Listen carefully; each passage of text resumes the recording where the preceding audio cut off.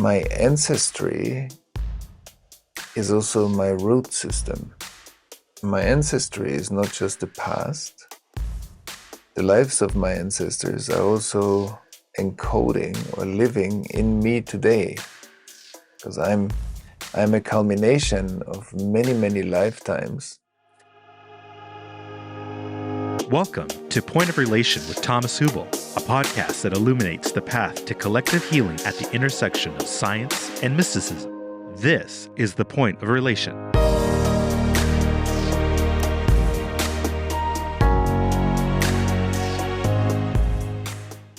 Today's episode was previously recorded for an online event with Thomas.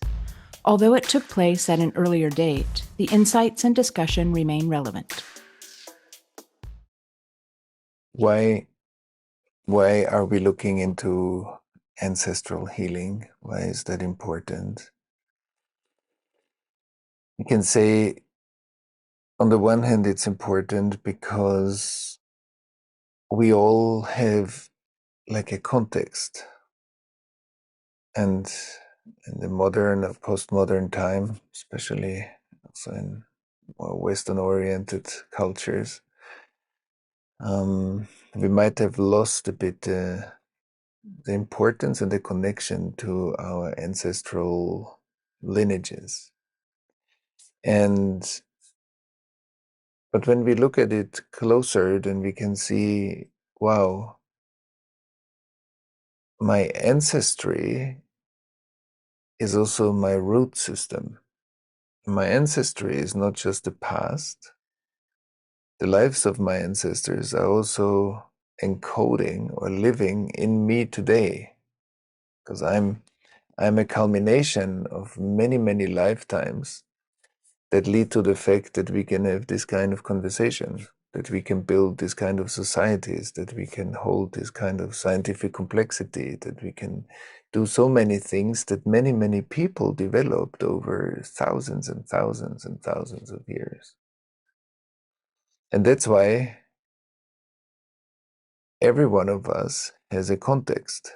And that context is not just intellectually graspable, it's something that we can learn. Either we naturally feel, like in also many indigenous wisdom traditions, ancestry is often a part of daily life.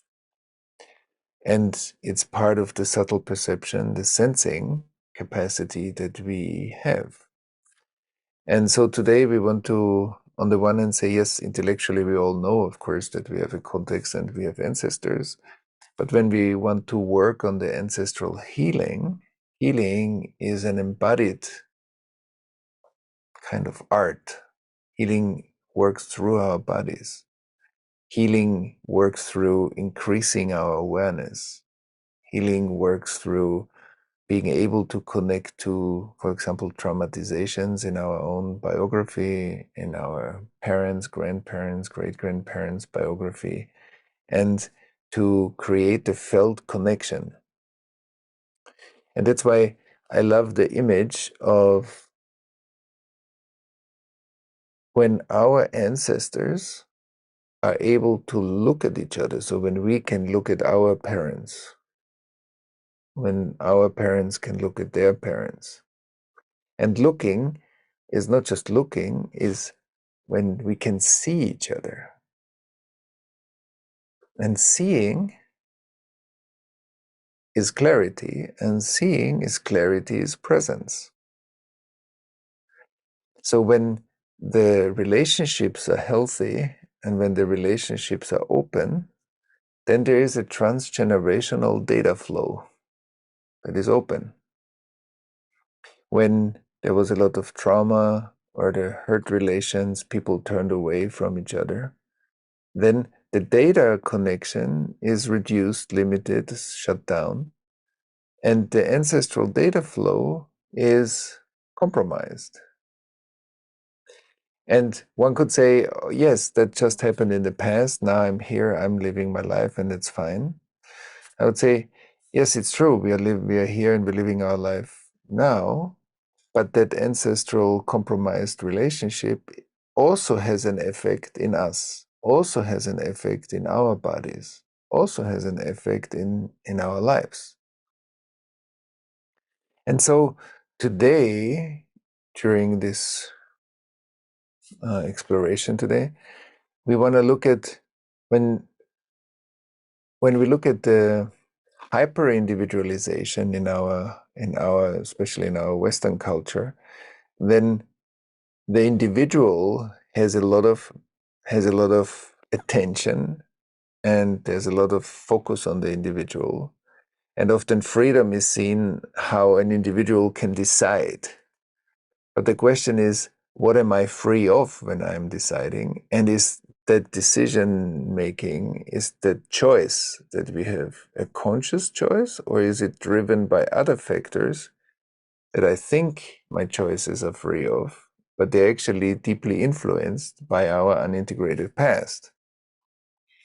And so opening that hyper individualized focus up, saying, okay, we reopen ourselves to a wider context that we are part of, also means that as human beings, we have deep roots and we are part of the planet. We are part of nature. In that separate sense of self, we might actually be disrespectful to nature. Why? Because the feedback loops and the information flow is not that great. So I need moral rules versus sensing and feeling. And sensing and feeling and compassion creates care, creates attunement, creates being in tune with the environments that I'm part of.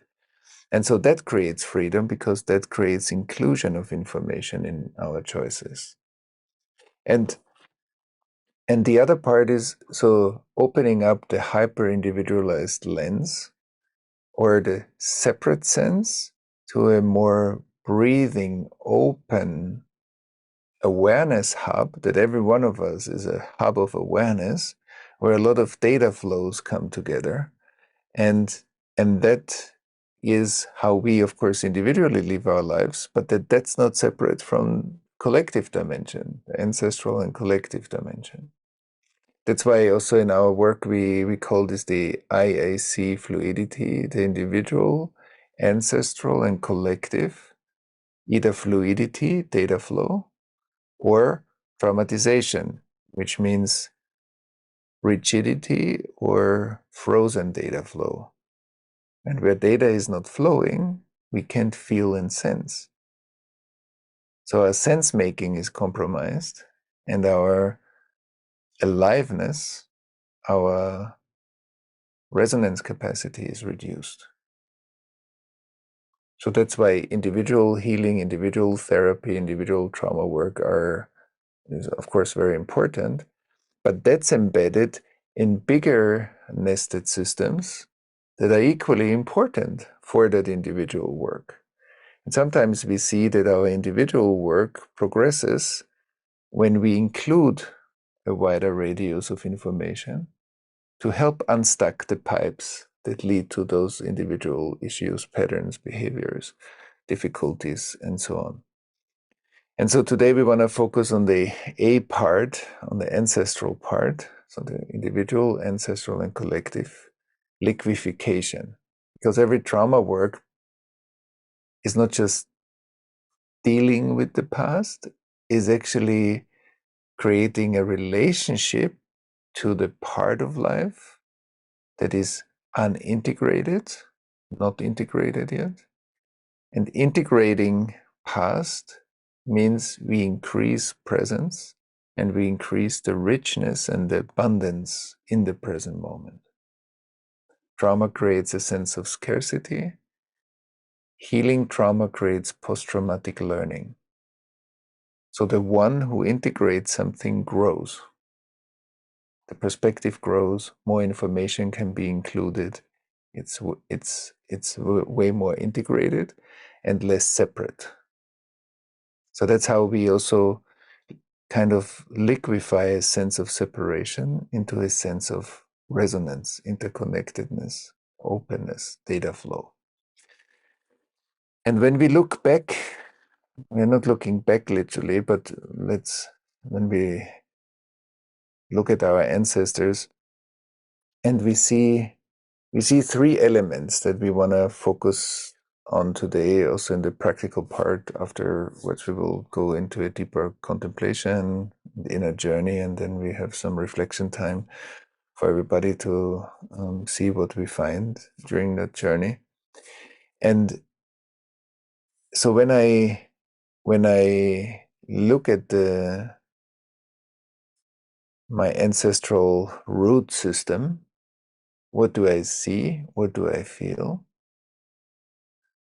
I feel in our central channel, that's true for our body, but it's also true for our ancestors. We see conception after conception after conception after conception.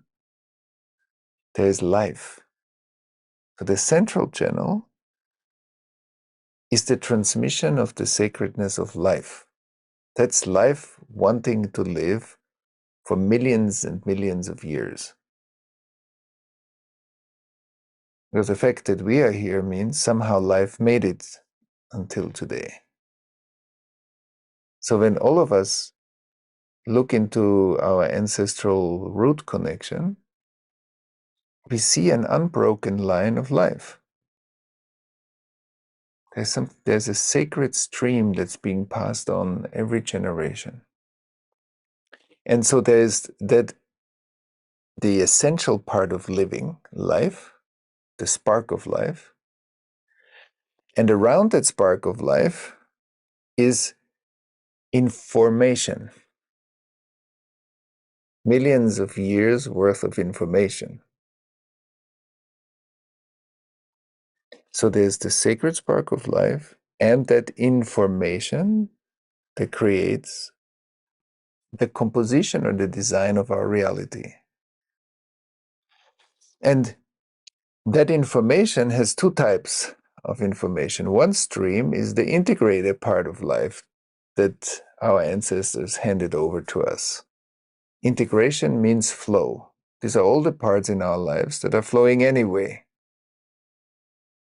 So they're streaming through us. That organs, emotions, thoughts, parts of our lives flow means that's integrated living or integrated life. So the resources of our ancestors, the resilience, the lessons learned, the trauma that we had and was integrated over many generations, that's integrated life. Why does our body have a self-healing mechanism? Because thousands of generations got hurt and healed, got hurt and healed, got hurt and healed. And that excellence is alive in our body when our body heals. It's a concentrated liquid. So we could say in a separate version of the world, we could say, oh, I am here and that's me. That's my personal property. Or we could say, yes, we are here, but we are here as a whole orchestra of lives that led up to this moment and this intelligence. And also all the functions in our bodies, emotions, minds, societies that we developed over that period of time. And then, so there's the integrated part of life that we often call resilience, strength, resources that life handed over to us. And then there is the entire unfinished business. There's the trauma history or the unintegrated life that our ancestors also handed over to us. So we have integrated life. So we have the central channel, sacredness of life. We have integrated life and we have unintegrated life. Unintegrated life is the past. Integrated life is presence. And today we want to open a bit the space to tune in with all of that there is the sacredness, the central channel, also the energy that runs through our central channel now in our central nervous system. The fact that we are alive, being alive, living, the spark of life. and then the information that's integrated, the information that's unintegrated. Most of the time, integrated life won't call our attention. It's flowing through us. It's anyway happening. What calls our attention is the emergence that happens through integrated life, where we are creative, where we develop new things, where we are innovative. And unintegrated life shows up in our lives as issues, triggers, difficulties, challenges, all kinds of stuff. And that's true individually, of course, but that's true collectively. But today we want to stay more with our individual and ancestral integration or non-integration, and see that our individual symptoms, of course, arise often out of attachment wounds, biographical traumatizations, but that's only one set of information. The bigger sphere around it is the ancestral information that primes the first one, that primes the individual biographical information. The fact that my parents carried a certain amount of trauma, my grandparents carried a certain amount of trauma, and of course intelligence, lays the foundation for my attachment process. So it's a bigger system. And it's beautiful to think of that not as separate, but as a fluid, systemic data flow. And the more we create a society and communities and capabilities individually to be aware of that larger map, the more resourced we're going to be. Awareness is a resource building function. So if I'm aware of my individual life, that's a certain amount. If I'm aware of a certain compartment of my individual life, then I grow that, I become more resourced. If I become aware of my ancestral life, and aware means not just knowing, sensing. So knowing and sensing makes sense making. So suddenly things make sense. Why? Because I can think, feel them. Think, feel is one function. And I can feel that through my body, and I can create a felt relationship to my ancestors. And sometimes that's hard at the beginning because I don't feel a felt relationships or a ship to certain ancestors. We want to also see that the body, our body, is a very important tool. It's a very important resonance tool. And sometimes when we do this kind of work, like with any individual issue too, when we connect to our inner experience and we tune in with certain aspects of our personal life or ancestral life, sometimes we do feel, and sometimes we feel pleasant things. They're more connected to flow and resource and integration. Sometimes we do feel tension, stress, painful emotions, but we do feel. But for our exploration today, it will also be important that I think the excellence of doing process work is coming with an awareness and a capacity to be with that which we can't feel. Because when I can't feel something, it's not that I'm not able to. It means that not feeling in that place is more important than feeling that place in myself. And that's why often we can get stuck in our inner exploration, because we think when there is not feeling, I need to effort more to feel something. And what I'm saying, no. When I touch into a place in myself where I can't feel myself, I want to create some respect for the overwhelm that I'm touching. Absence is overwhelm. So if I it doesn't make sense to effort more, because then I just overwhelm myself more. That's not going to lead to anything meaningful. It just creates more effort and stress. But saying, oh yeah, I feel that I don't feel. I'm aware. It's a conscious process now because I became aware of that fact. And because it's conscious, I can consciously be with myself in an overwhelmed place. And that's a skillful attention to absencing, also to dissociation, that I respect the fact that I was overwhelmed and I needed to shut that down when I was 3, when I was 10, when I was whatever.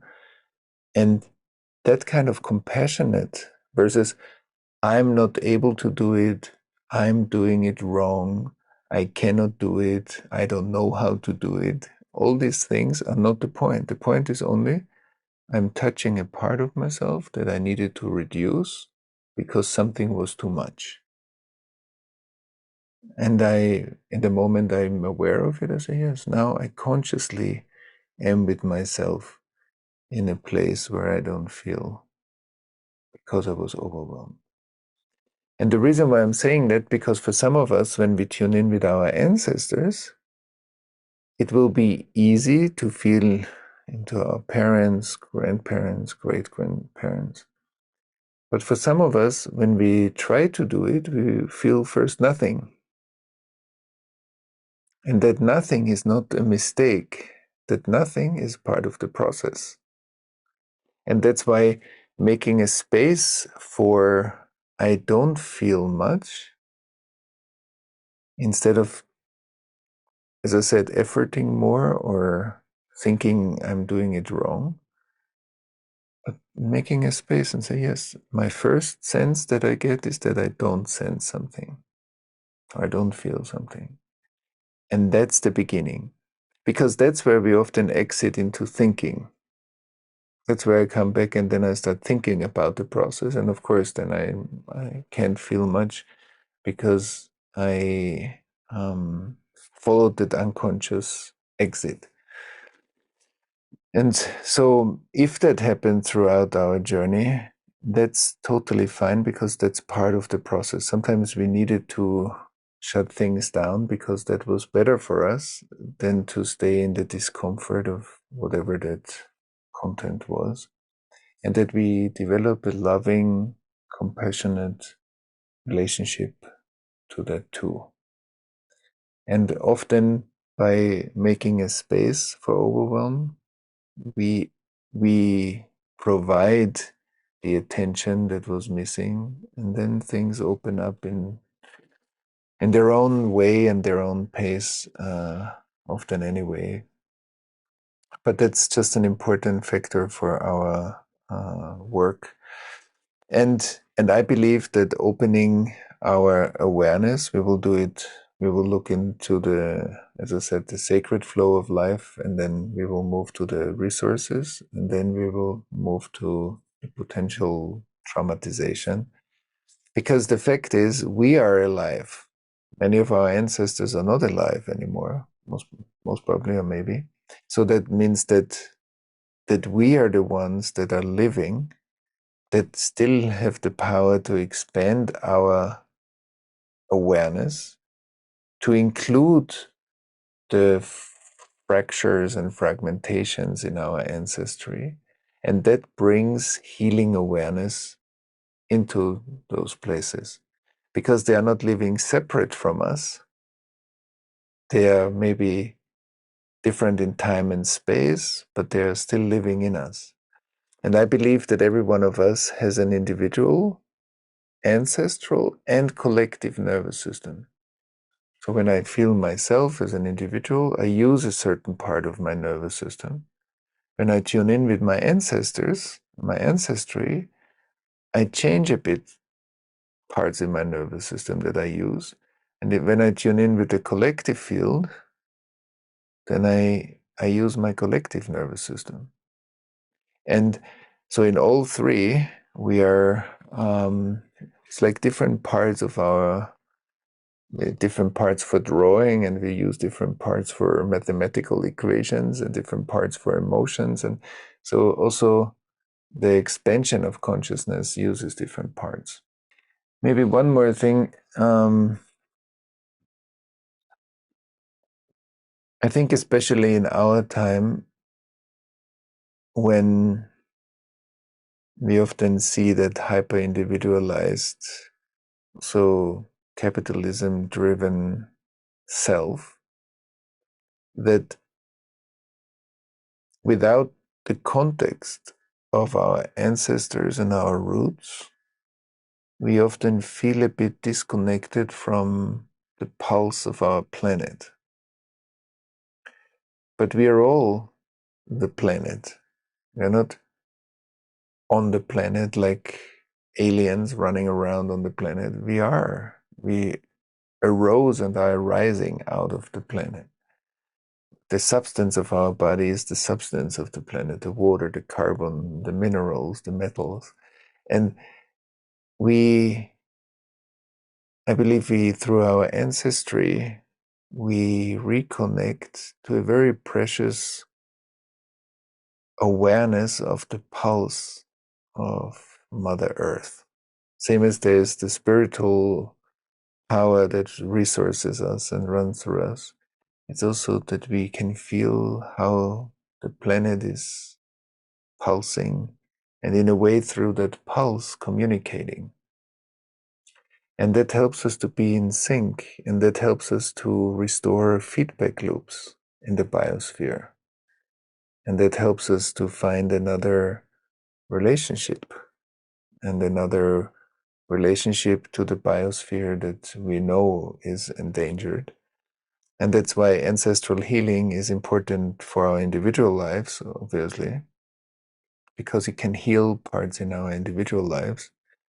But it's also important to activate that long line of groundedness. Same as there is an individual groundedness. I'm grounded individually in my body, but I'm deeper grounded in my body when I am ancestrally grounded. And I'm even deeper grounded when I'm collectively grounded. So grounding is not just a personal thing. Grounding means I am sitting and resting in like the deep wisdom of life.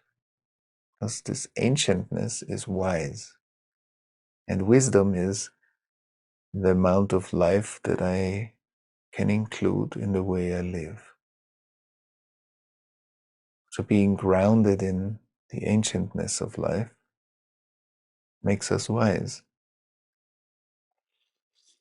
And so that ancestral healing, of course, is also repairing feedback loops and connecting us deeper to the biosphere that nourishes us, that we are part of. We are nature. We are not going into nature when we go into the forest. We are part of that nature when we walk through the forest or through the landscape. So we are an integral part of life. And I believe ancestral healing work makes that from an intellectual idea like a felt sense. Same as the cultural wounding, our ancestors that were fighting each other, that were hurting each other. We are the ones that can restore that today and find another way of relationships in our cultural field. Thanks for listening to Point of Relation with Thomas Hübl. Stay connected and get updates about new episodes by visiting our website, pointofrelationpodcast.com, and by subscribing to the Thomas Hübl YouTube channel. If you enjoyed this video, please like it and share about us with your community on social media. Thank you. We appreciate your support.